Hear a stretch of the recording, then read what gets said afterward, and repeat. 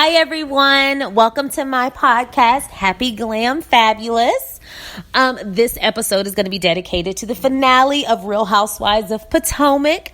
I know it's kind of odd that I'm starting this podcast at the end of the season, but the rest of the season didn't really seem interesting enough for me, any of the other episodes, to really start this. So I decided to start at the at the finale and at the reunion episodes, and then we'll go into the next franchise from the beginning. Real Housewives of Potomac, I feel, is still trying to get its footing. I don't really know if that's the perspective of everyone else, but I personally feel like that Bravo is nurturing this into being a really good show, but right now it's just not there. I feel like some of the other ones were hits immediately, kind of like Atlanta, immediate hit, really good. And then Real Housewives of OC has always been good. Season 1 was great. You had Slade and Joe and Vicky. That was a really good season. Real Housewives of Atlanta has always been great. It's always had Nene except for this past season. And Candy, I think, was season 2, and it had Lisa season 1 and 2. Kim, that one's always been great. But I feel like some of the ones like New York, and now Potomac, they took a little bit to get their footing. So these first couple seasons of Potomac haven't been great, but I see the potential there. So I'm excited to see where they go with it. But this finale, we open up, continuing on with the conversation between Karen and Ashley. Now, I just want to go ahead and address, I think Karen is funny. She is fun to watch. I like Karen. What I don't like about Karen is she's doing the Southern Belle facade. That's a callback to Real Housewives of Atlanta with Phaedra, with the Southern Belle thing, the Bougetto roses on the flower, on the hair, and the roses on the eyelashes and all that crap that she was doing at first. And she kind of tried to call back to it a few times, but she really didn't hold it up that much, thankfully.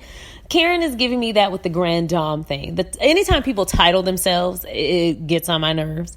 But the Grand Dame of Potomac, is that a thing? Like, is that something that someone wants to do? It's kind of like, when I lived in Dallas. Oh, I'm the princess of Dallas. Like, who gives a shit? Like, after a certain age, that kind of thing seems stupid. And I would even say after age, like maybe 7 or 8, you look silly. I'll give you 9. Late bloomers. So Grand Dame is talking to Ashley, and Ashley's pressing her a little too hard in her opinion about her house, which I don't really understand why she's hiding it and trying to be evasive. That gives me more reason to believe that Ashley was onto something. And I hate to give you this country slang word, but I am from Texas. A hit dog will holler. Meaning, if something applies to you, you give yourself away by trying so hard to hide it and cover it up. Karen, had you just said, oh yeah, we're renting right now. We're really not sure if Grand Falls is where we want to be, but we really like the house, so we're going to rent it and see how it goes. Boom, girl, shoot yourself in the foot. Why don't you, with all the hiding? Just tell the truth. You don't have to be so, the Black Bill Gates. And we'll get to that later. I don't want to just rant about Karen, but she's fun to watch. But this is where she crossed the line with me. Miss Etiquette actually called another grown woman an idiot.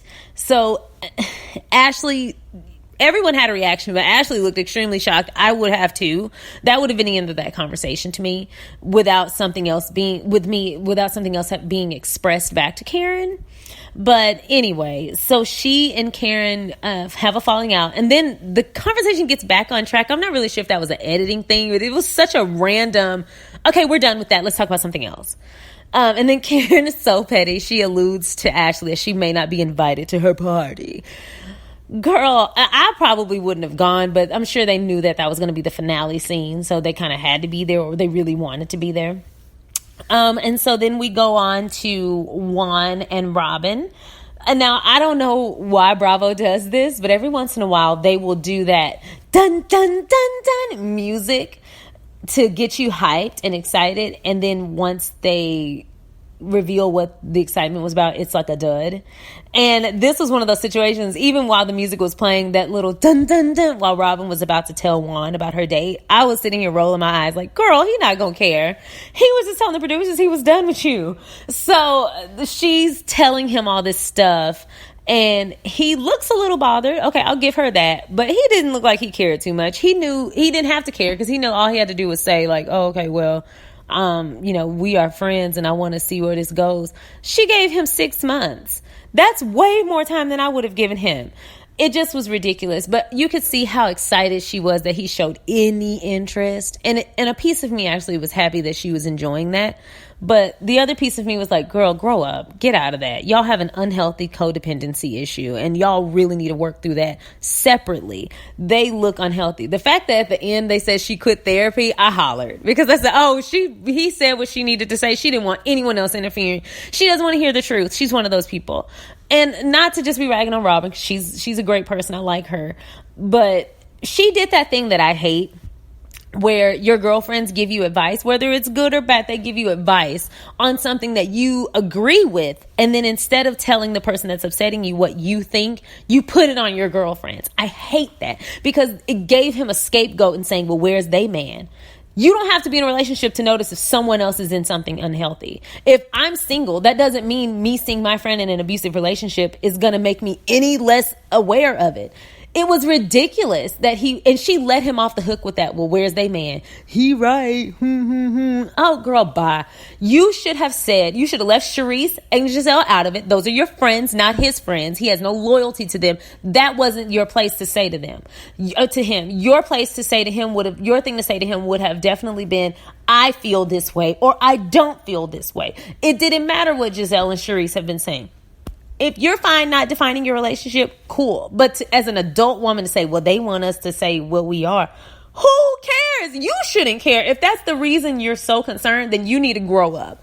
Because if I'm in a situation with my relationship and I'm happy with it, my friends can't really say anything to me unless part of me agrees with them. Now, I'm willing to hear somebody out, but if I know what they're saying doesn't apply to me, I'm not going to let it bother me. And I'm definitely not going to take that back to my spouse.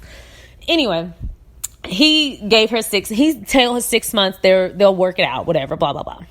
So we move on, and the rest of the scenes really didn't matter up until the party. The whole crystal thing, are you jerking my chain? My crystal was missing. That was kind of weird. I didn't really get it. But the Grand Dame's party was great. It looked like everyone had a fun time. The house was beautiful. She earlier said she was downsizing. And then in this episode, she says, I never said I was downsizing. I just wanted to change or something like that. It's kind of crazy to me. She did say she was downsizing. She verbatim said there was no reason for them to live in such a large house because their kids were gone. And now we see them moving into a 14,000 square foot house, 9 bedrooms. The house is gorgeous. Hey, get it how you live. But they're renting this beautiful home. It just felt to me like, why didn't y'all stay in the other house? Now I'm concerned. Now something is weird about it. And I agree with Ashley. There's way more that she's not telling. The fact that we knew that you weren't buying this house, that you were renting, stop calling your husband the Black Bill Gates. First of all, he's a grown man. He doesn't need to be any version of any other grown man. But really now you can't call him the Black Bill Gates. Stop it. So they're having this party. Here's where I get annoyed. I will say this. I'm not one to just be super, super woke and be, always on somebody about, oh, you're doing this, you're doing that, blah, blah, blah. This was a very clear case of cultural appropriation. I didn't see any of them mention that they were part Indian. They are all African American people. Now, if you have Indian in you, okay, great. Say something. But what I saw was appropriation. I didn't really like it. It was extremely uncomfortable to watch. The worst offender of all, of course, was Monique. She offended me with the Native American garb. There's a high chance that she is mixed or related to Native Americans in some way. We're all from the United States. All of us from the United States have a high chance of that. But, this is their homeland. However, she didn't mention that. She made it kind of a joke. It was so offensive to me. First of all, Native Americans have been through enough. If there's anyone in this country that should be shown respect, it's Native Americans. You actually wore a chief headdress. Girl, stop. And Monique is my favorite character on this show. She actually got a reaction from me. I kind of felt like she should have just turned around and gone home and not shown up or shown up late and just dealt with Karen. But that headdress, it was so disrespectful. It was just immoral to me. And it felt like they were making a joke, or she was making a joke of that culture. It felt like all of them were. What was weird is that, Karen Huger's husband said, why don't we have an African theme? Bingo. And I even thought for a 20th anniversary, it would be cool to get an ancestry test on both people and find out what country in Africa you originate from. and then do a party in those themes to show your heritage. I thought that would have been great. The fact that at the end they had African dancers and drummers at an Indian party was baffling. I even was like, okay, why didn't they just go with this? It would have been extremely, extremely less offensive. But Karen didn't want to do that. She had her mindset, and she kept saying like she wanted it to be grand, as if African culture couldn't be grand. Karen, girl, stop offending people. I didn't like that whole Indian thing. I didn't see where you had a right to do that. Just my opinion. And then Monique in the Native American headdress as an African American woman, and then getting an Indian henna tattoo. It was just an interesting scene. And I hope that Andy eats them up about it at the reunion. It was in poor taste, and somebody in that situation should have had smarter sense. And then on Twitter, Robin was saying, oh, well, this wasn't my idea. It wasn't my party. Okay, yeah, but you participated, girl. I mean, just grow up. All of you grow up, and kind of Miss Etiquette should have known better. If there was anything she should have known not to do, it was that. She just looked stupid. She opened the show calling someone an idiot. She closed the show appropriating an entire culture and being disrespectful. Way to go, Karen. So anyway, everyone kind of stories come to a close until the reunion. We see Karen gobble her husband's face up after her speech. That was extremely uncomfortable. My God. Have you ever seen turtles mate or kiss or bite on each other in like a communal type of way? I used to have two turtles that used to like kind of lick each other, like put their mouths on each other. That's how Karen looked kissing her husband. It was so uncomfortable. It was uncomfortable. It's one thing to kiss and even kiss passionately. It's another thing to do what they did. So, not to be a jerk. I mean, love at any age is great. I just felt like that wouldn't have been appropriate for any age group. But that's neither here nor there. So all their stories come to a close. I want to just say at the end, everyone's outfits were decent, but I loved Robin's. Robin's outfit was wonderful. Her ponytail was everything. Her dress was everything. That purple and then the shape and the hem and everything was just perfect for her body type. The color was perfect for her skin tone, and her ponytail was great for her outfit. She was the most complete look.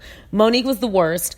And then Ashley's hair, girl, I don't know. But Giselle, she kind of knows what works for her. She looked decent. She looked normal. She has her look. She looks like she puts on different clothes, but it's still her look.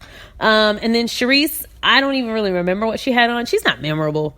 But her talking head, her interview look, fantastic. That green dress, beautiful. That is her look. And I'm excited for the reunion because I want to see all of their looks. It looks like this reunion is going to be explosive. It looks like Karen and Charisse both get exposed for some boyfriend situation. Ashley and Robin are going at it again. We may find out about Robin maybe cheating on Juan at some point. That's interesting. And then it looks like maybe Ashley and Michael are going through something. Surprise, surprise. So I'm excited to see kind of where this goes. I'm looking forward to the reunion. And I'll see you guys back here on Monday after the first reunion special. Feel free to comment or leave me feedback. You can find me on Twitter, Instagram, Tumblr, Happy Glam Fab. On all three. But I look forward to getting your feedback, and I look forward to talking to you guys next week. All right. Thanks.